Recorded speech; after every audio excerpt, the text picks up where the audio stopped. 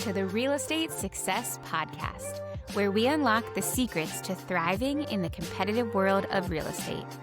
Join us as we interview industry-leading realtors who share their journeys, strategies, and lessons learned on the path to success. Be sure to tune in as we dive into the keys to building and sustaining a profitable real estate business. And now, here is your host, Leland Gross. Welcome back to the Real Estate Success Podcast. In today's episode, we're diving deep into a story that spans countries, cultures, and careers with a powerful lesson in humility, resilience, and reinvention. My guest on today's podcast is Laura Blackwood, a dynamic real estate professional whose journey began on the East Coast of Mexico and led her to build a thriving real estate career on the East Coast of America in Hampton Roads, Virginia. With roots in psychology and education, Laura unexpectedly found her calling in real estate through a college side job. And what began as a way to earn extra income turned into a lifelong passion in international business. But when love and a global pandemic rerouted her path to the United States, Laura was faced with the daunting challenge of starting over in a completely new market. From navigating a new country's licensing, banking, and real estate systems to unlearning everything she knew and relearning it from scratch, Laura shares how she rebuilt a business from zero with grace, grit, and gratitude. You'll hear how she turned a difficult, failed deal into a mission to serve the Hispanic community, the power of humility and high-stakes transitions, and how saying yes to the early hard work laid the foundation for long-term success. So if you're looking for inspiration, tactical wisdom, and a reminder of why purpose matters in this business, this episode is for you. So with that introduction, I hope you enjoyed this episode of the Real Estate Success Podcast with Laura Blackwood. Okay, welcome Laura Blackwood to the Real Estate Success Podcast. Hi, thank you so much for inviting me today. Oh my gosh, I'm excited about it. To get started, tell the listeners a little bit about yourself personally and professionally. Well, my name is Laura Blackwood. I am from Mexico. I took my husband's name. That's why I have this last name. So I'm from Mexico. I was born and raised there. I was born in a little coastal town in the Gulf of Mexico. And then when I was about 20 years old, I would say, I moved to the South to go to college there. And that's where my real estate journey began. College? Yes. It Wow. was my last year in college. It was 2012.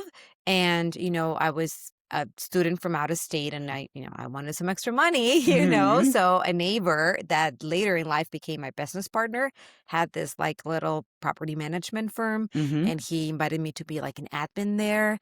And, one thing led to another. I started to do sales. We clicked. Everything went great. We grew the company. So yeah, I had it there for 8 years. Wow. Yes. So from 2012 to right at the pandemic. Yes. Okay. And then 2019, I met my husband. My life took a huge plot twist because I met my now husband in a wedding in Mexico. Oh, wow. Yes, it was 2019. So we were, dating long distance and things were getting serious and formal. And then COVID hit. I came here to spend some time together. We were like, oh, let's just quarantine together, Yeah. And then 6 months went by. COVID was not slowing down. Sure. I found a way to work remotely from here and still manage and supervise my team in Mexico. So we were like, well, maybe this is meant to be. So we got married and I stayed here. So you were when you say you moved to the South, you were in the south of Mexico? Yes, correct. Okay. Yeah, in a city called Mérida, which is in Yucatan. It's near Cancun. Okay. Yeah. Wow. For reference. Love that. Love that. So I've been from coast to coast to coast, but Yeah. always in coastal towns in the East, Yeah. Funny enough. So yeah, I'm an East Coast girl. Yeah. Mexico now. Multiple countries, Yes. always the East Coast. Yes, always the East Coast. So yeah, that's how I ended up here. Okay, wow. So you grow up in Mexico, move further south. You're in college there, and then mostly just through the connection with your neighbor said, oh, I would like to make some cash. Yeah. He's running a property management company. And then you said at some point you guys became business partners. Yes. So, from day one, I'm stepping into real estate. Had you considered real estate in the past? Is that what you were Never. studying? Never. My degree's in psychology. Okay. So I was working with kids that needed some, special needs with learning, in school. Amazing. And all of those things. So I was a kindergarten teacher at some point, So I think my foundation or my formation was very educational, and people-based. So definitely skills that help in Yeah, this translated. industry, because a lot of what we do is just educate consumers. Mm-hmm. And I think that's why I do so well with like first-time home buyers, young people, Yeah. you know? Educate, communicate, even Yes. just like helping people process through their own emotions throughout Yeah. such a big transaction is huge. Yes, real estate is very emotional. Oh my gosh. Well, yeah, and we always say personal finance is significantly more personal than it is finance. And this is, even bigger than that. It's, it's financial. It's also your home. It's your quality of life. It's your your vision for your family. So obviously, even though it is, it can be seen as just a transaction, it's so much more than that for the buyer or the seller who, are walking through like an existential crisis over their life Yes. in the middle of it. Yes, and they need you to like help them and hold their hand, tap their shoulder, and remind them like everything's good and you're here to help. So yeah, that was definitely not my plan. And some people ask me, but why real estate? Or how did you end up? I'm like, well, that's everything I've done my adult life. I don't know anything else. So Yeah. I love it. Well, and it's interesting because I do find some of the most successful realtors are not the ones who, in high school were like, I want to be a realtor one day. It's often some sort of career switch or right turn to say, oh, here's an opportunity. And they get into that and, flourish there and are typically using translated skills from their prior careers. Yeah. So you're doing, you said property management Yes. in the south of Mexico. When did are you still doing property management now? Is it sales? No, I don't do it anymore. So it works a little different over there. It was mainly like we managed rentals in the sense of we found tenants for properties, but we did not like manage them, just a few percentage of them. So for example, I was selling a lot of new construction and then I was procuring the tenants for my investors. Gotcha. So interesting. yeah, So you would help them, like if I was an investor, you'd help me, buy the property and then help me fill it with a tenant. Yeah. That was a awesome. Great line of business over there. Yeah, that I had going on for years. And, it opened so many doors. I met amazing people. Some of them became my friends up to now. Oh, so that's awesome. I still keep a good relationship with most of them. But then I got licensed here 2022. So I was still very busy in Mexico at the time and not so busy here. So that really helped me to boost my career here. Because obviously I was using that income to start. As you know, when you're starting real estate, you need a lot of investment. You need a big runway. Very little return, So that really helped me here to offset some of those bills so I could keep investing in my business. And eventually I knew one day it would make sense. But yeah, here we are. So you meet your husband and then COVID hits and you move to a totally different country. Yes. Like 1,000 miles away. Yes. Maybe more. Yes. My geography skills are terrible.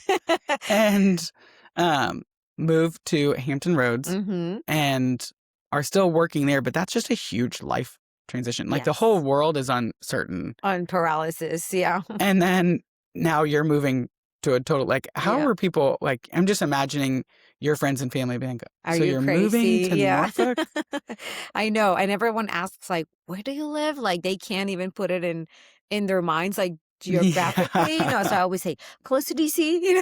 That's like the biggest reference. But yeah, it was a big shock to me. I was very lucky that I already spoke the language because that would have made it even harder. Obviously my English is not like absolutely perfect, but it was great to begin with, and obviously being born and raised in the north of Mexico, we're very influenced by the States. And we, consume a lot of like American media and music and movies. So that always helped to kind of like understand the culture here. But it's a totally different experience once you live here. Sure. Yeah. And I'm just surprised I'm like, in my head, I'm curious, like, was the pandemic a good intro? Because it's a little bit slower. You're like, okay, I know. like the world's a little bit slower. I can sort of ease into this new life here. Or was that just, I know. It was definitely crazy times. Sometimes, like, I don't remember when I last had like a weekend to my own. Because, we're always working. Realtors, we're always working on the weekends. And I think the stars aligned. That weekend I did not have like any showings, any appointments, and Mm-hmm. I spent a whole weekend at home. And I told my husband, I feel like this is the COVID again. Yeah. Cleaning, baking, working out, being with my dog. So it was Yes. definitely different times, but I was very lucky to be here with him. Some friends did Mm-hmm. not have it as fun as I have a Yeah. very dear friend in New York City who, the confinement was terrible for her. She was Yeah. living in a, small place. So we were all in a different boat. So Mm-hmm. I was very blessed in that sense. He never stopped working. He's in healthcare. Oh my So gosh. yeah, so things were crazy That for is, him. Laura, that is nuts. I know. So I spent a lot of time home, on my own, and then eventually started to get bored. I was like, I'm a social person by nature. I Mm-hmm. need like human contact. So Mm-hmm. I was starting to once I got legal status here to work, you Mm-hmm. have to go through a process, obviously. And once I got my green card, I'm like, all right, what am I gonna do? Mm-hmm. And I got to a point of life in which it was like, it's a new country, new opportunities. Mm-hmm. Should I just go back to psychology? Mm. Like, is my degree good here? Should I work in a school or should I try real estate? So Yeah. something in me told me it was going to be real estate, and it was an easier path because like real estate school is like less than a month, and Mm-hmm. maybe getting my degree here, maybe I would have to get a master's and, Mm-hmm. go back to school. And I was like, "All right, I'm going to give real estate a try." So Yeah. I love it. yeah. And so what did that look like when you're now choosing? Because at that point, you're like, well, now I need to choose a Mm-hmm. brokerage, Mm-hmm. and I'm new here and I just, got Yeah. my local real estate license. So Mm-hmm. what was that like? How did you choose where you ended So up?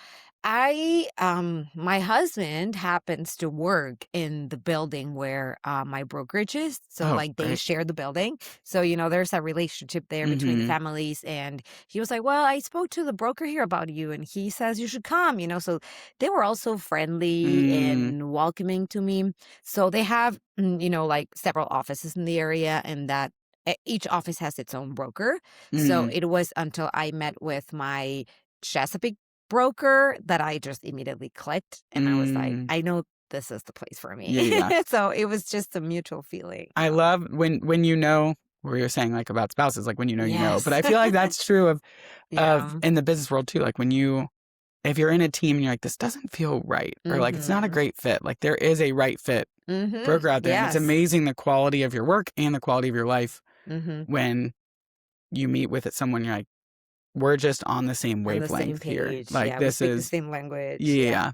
Yeah, absolutely. So I think my broker, and I love him to death, he was so good to me in the sense of like very hands-on, very involved. He trained me so much, and he's Mm, very um by the book, and mm, he's just the best trainer in the world. So I feel like wow. that is the kind of personality that I needed, to get started. And obviously, I mean, I was coming from a whole different world. So I think the hardest thing was to think that I was going to come here and do what I was used to, when Mm-hmm. it's like, that's illegal. We cannot do that. That's just to Yeah. say, like in Mexico, for example, like we do a lot of things in cash and it's legal. Like Mm, we can do transactions in cash, or we don't have lock boxes. We don't have an MLS. It's mm, very different. wow. So yeah, so That's you don't crazy. need a license, or until recently that they're starting to regulate it. Mm-hmm. So when I got here and I learned like these are all the things that I need to do, and now everything makes sense. Yeah, yeah. But at the beginning it was like I needed to de-learn and relearn Yeah. everything. Which, I mean, I feel like one of the best ways, or like being someone who wants to choose growth, you have to be able to Mhm. unlearn things just Mhm. as much as learn things. Yeah. But unlearning is so much harder Yeah. because we sort of code our brains a certain way. And, you know, it takes humility to unlearn something. So much It takes humility. humility to be like, I was really good at this. Mhm. I'm really passionate about this. Mhm. And I have to admit that I don't know what I don't know. Yes. And maybe what I do know doesn't work here or isn't how it works here. Yes. I think the biggest hiccup I had, or low point, was realizing I built a successful, beautiful business in Mexico through a lot of hard work and starting from zero when I was very young. Mm-hmm. So I was just, reaping all those years and just, Mm-hmm. getting to a successful point and starting all over again. It's like somebody just knocked that tower down and it's like you have to build it again. So it took a lot of humility Yeah, from me totally. to Oh my go gosh. back to the very basics. And it's like, nobody knows who you are. Yeah. Nobody knows, what you have to offer. You have to earn a seat in the table and work very hard from the bottom to Yeah. get to the top. Yeah. And especially I can imagine, like you said, you had already done that once. Mm-hmm. So you're like, I already earned my seat at the table. You mean I got to do that again? Like, At my 30s, it's yeah. like, I don't think I can do this one more time. That is so much change to go through Mm-hmm. in a short window of time. Mm-hmm. New country, new husband, new business. And it's not bad change. It's Mhm. all really good change. Yeah. But just a lot, like a very profound, when you look at life before, life after, Yes. just a small window of time, Mm-hmm. just how radically different it looks Yes. is a lot of change, which again, I think forces growth Mm-hmm. and humility and learning and Mm-hmm. Ultimately makes us better humans. Mm-hmm. But that is a very profound Yeah. story. Quick pause. Hey, realtors, if you're earning great commissions, but worried you might be missing something financially, we built a tool just for you. It's our free 2-minute real estate financial health assessment. Don't wait until tax season exposes your financial gaps. In just a couple minutes, you'll see exactly what's strong in your business, where money might be slipping through the cracks, and what to fix before your next closing. Most agents have blind spots they never even think to check. You don't have to be one of them. Just head to realestatesuccesspod.com and get your personalized score and insights in 2 minutes or less. All right, back to the episode. Yeah, it's definitely like it's uncomfortable. You have to go through so much. And one thing is obviously like the real estate part, but even just adapting to a new country, like having to go get a license, open a bank account, learn traffic rules. Yeah. We're not even talking about the language, Yeah. manners, or it's so much. So I think until the date, it was March this year when I became a citizen. Congratulations. Thank you. That's Thank you. awesome. This is That is very not an exciting. easy process. Yes. Wow. I feel like after that day, I'm like, okay, I can breathe. Everything is done now. Because Yeah. it's been one thing after the other, So it's like in all the immigration and getting your license and getting set up with the realtors and now the Century 21 system. And then it was just so many things. So I'm like, I can finally breathe. Yeah. Oh my gosh. And I'm sure it took all 5 or 6 years to do that, Yes. to go through all of those Yes. systems. It's like, Mm-hmm.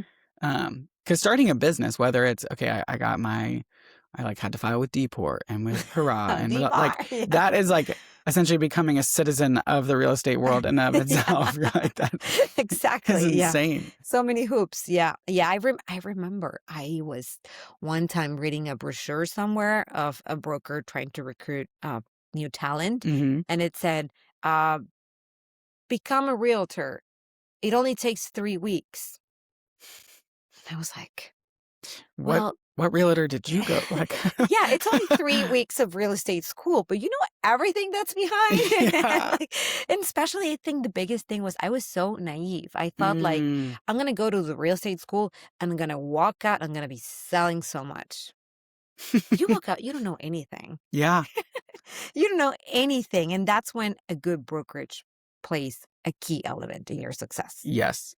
I feel that way passionately in my own field of finance where, you walk out with you've studied so hard. You have so many licenses and certifications and you walk out and you sit in front of a client and you're like, I don't know what I'm doing here. Yeah. I'm so sorry. I'm a fraud. Yes. It's a big imposter syndrome, right? Yeah, totally. Yeah. And that I always tell them, like, you want to jump, like everybody wants to jump in and be like the top producer right away. And it's like, you have to slow down to speed up. Yes. You have to have a team, a leader, someone to learn the ropes under. And that is really going to be the rocket fuel to get you to healthy, sustainable success quicker. Yes. But we all have the vision of, I'm going to walk out of school. Yes. No, you have to do the dirty work. Yeah.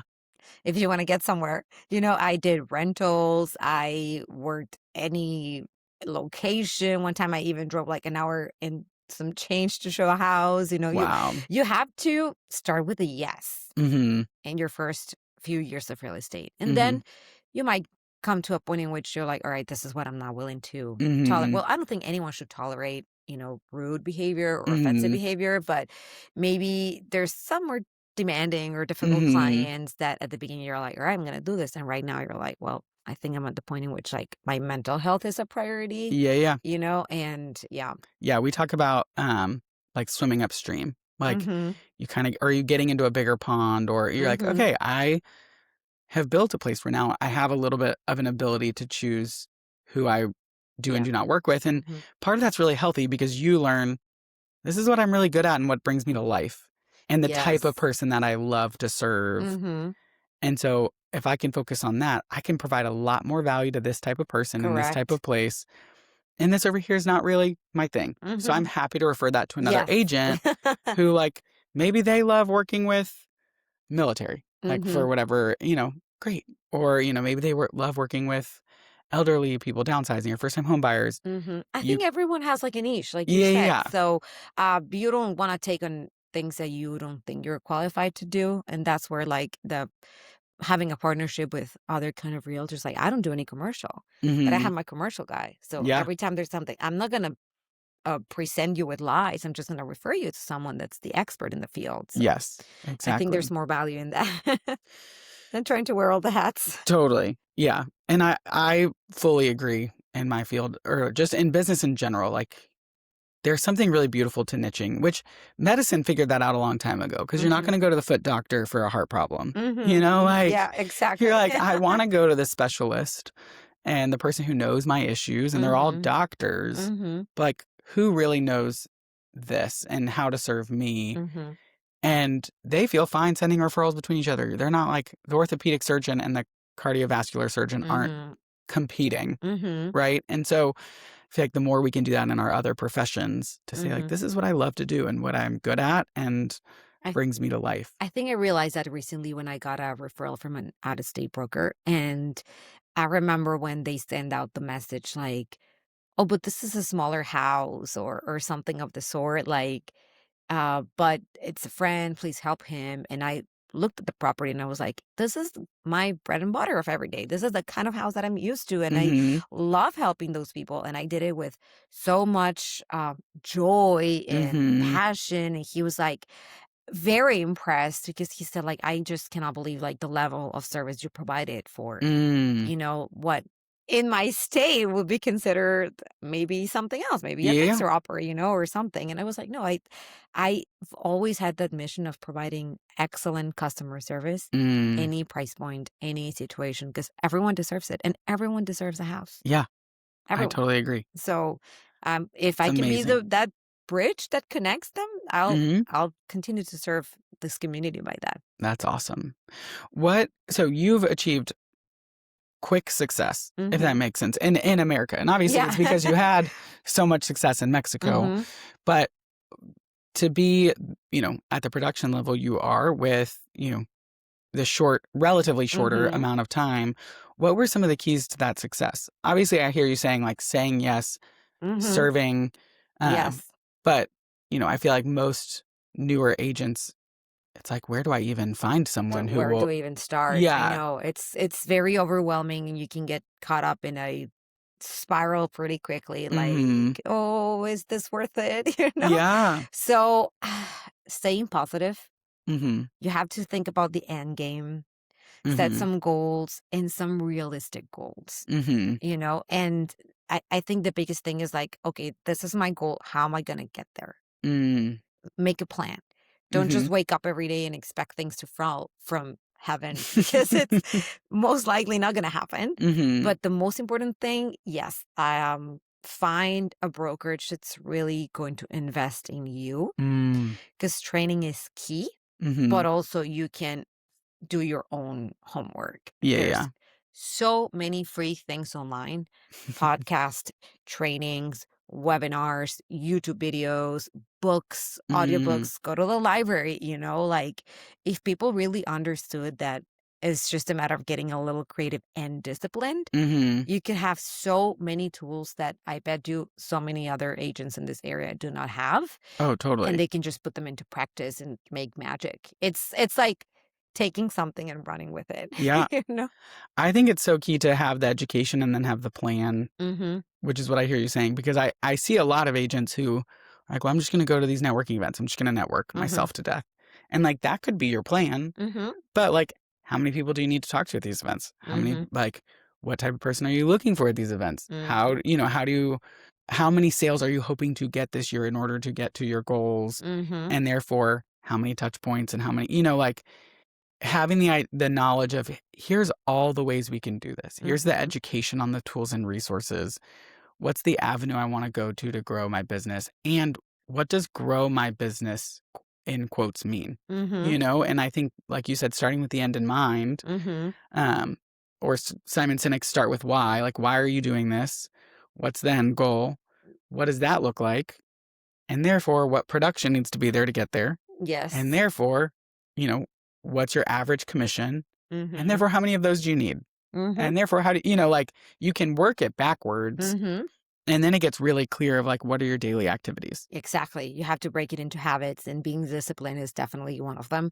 And I understand, and I'm very conscious that I have an advantage versus other agents in which I'm a full-time agent and I Mm-hmm. have kids, I can have a very supportive husband. So, Mm-hmm. that obviously helped, but it doesn't mean that you cannot get somewhere higher than you are right now. Mm-hmm. So by putting a little bit more of effort on what you're doing. Yeah. And I think another part that's very important and people don't realize, no amount of work you do out there. You can be posting content every day and being in all the events in town and you name it.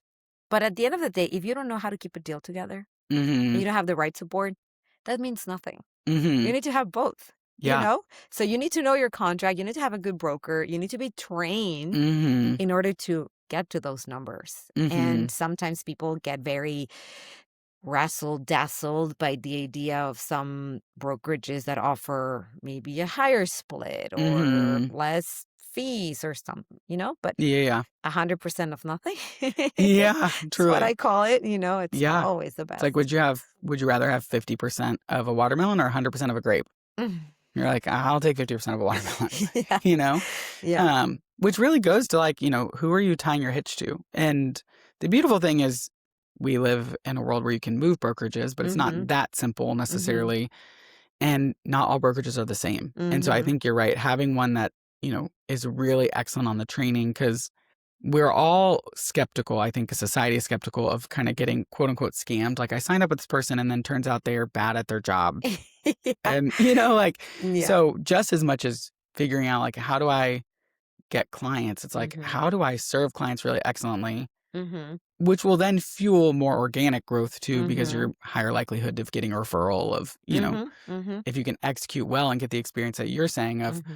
wow, I cannot believe you provided the level of concierge service you provided Mm-hmm. throughout this experience. Mm-hmm. It's like, great. Now I've executed on it. Now I've really delivered value that is worth an introduction or worth a Yes. referral. And I think if you, there's a famous quote from Ryan Serhant. He always says, if you take care of the work will take care of you. Mm-hmm. So when you have a client in front of you and it's a client that's ready, willing, and able, that's your priority. Mm-hmm. Nothing else matters. You need to Yeah. focus on your client, and if you neglect that for some reason or you're not on top of it, then what's the client's experience going to be? So if you make one great impression, I bet you that's going to multiply into multiple referrals. Yeah, I completely agree.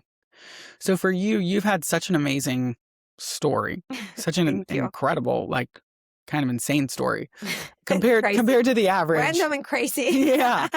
I know. What has surprised you the most on your journey through real estate and self-employment? Every day is something new. Every day is a surprise.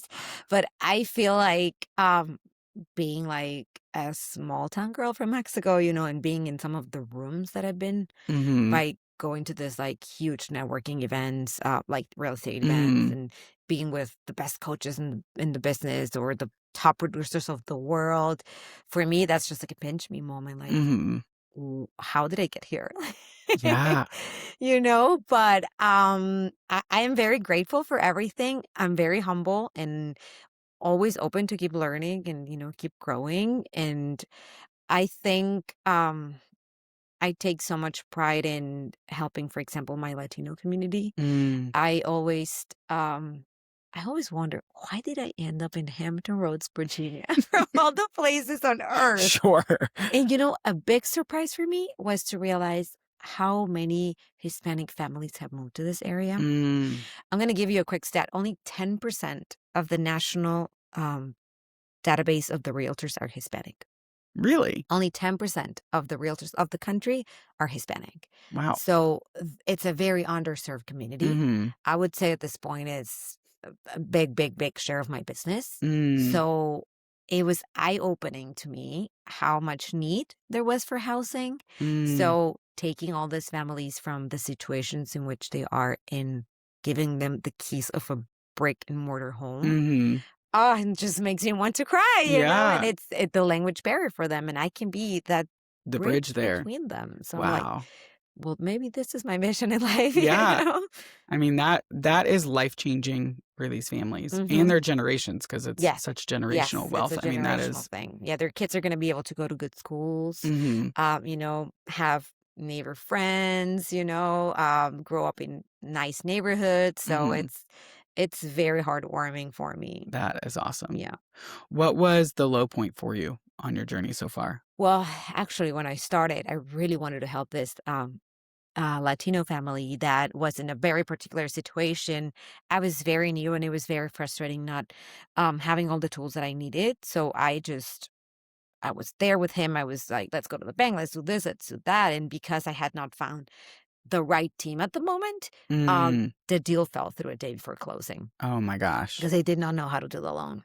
Dang. And there was so much misinformation out there Mm-hmm. about, his status and a lot of things. So, it was a very low point. I Mm. cried myself to death. I'm like, I just blamed it on me, I had Mm. nothing, it had nothing to do with me. But, um, there was a happy ending. 6 months later, I found my first Spanish speaking lender of the area, Wow. which was key for my business. Mm-hmm. And after there, I found 2 or 3 other great ones that, again, are key to my daily business. Mm-hmm. And they were so nice to us. And he bought a beautiful home in Newport News, huge, beautiful Amazing. house. And just, again, it turned out great, but it Yeah. was a huge learning experience of, I cannot offer or provide services until I have the whole team ready. And Yeah. now I do. Yeah. Yeah. Wow. That is a profound story. Mm-hmm.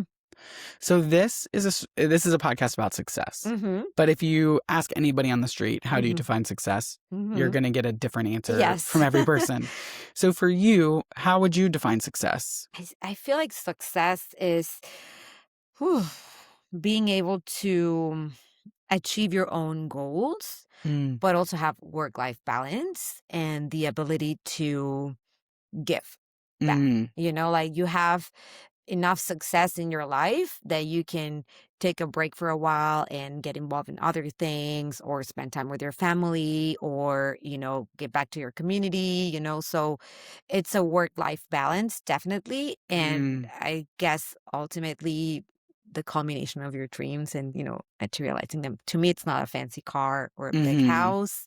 It's more what feels right for you in your heart and you're at peace with yourself. Mm. I love that. I love that phrase, like at peace with yourself. Mm-hmm. Because so often, especially in commission roles where it's like, Mm-hmm. I can always have more if I just work Yes. harder. Mm-hmm. The idea of peace or like what is enough is really Mhm. hard to settle into. Mm-hmm. So being in a place where you have a gratitude or a recognition of abundance, like I Mhm. have enough, I can get involved in these other things Mhm. and I can feel at peace is Yes. just, And that I really guess, speaks to me. well, it's crazy, but like yesterday we had our sales meeting in the office and there were like 4 new agents. And after, we recognize the top agents of the office and certain producers and yada, yada, yada. So like at the end of the sales meeting, they each came to greet me and hi and introduce themselves. And I just saw the way they looked at me and they were like, "Oh, I would love to pick your brain. I would love to sit down. Can you give me some advice?" Mm-hmm. And for me, it was like, wow, I was that person 3 years ago. Yeah. Yeah.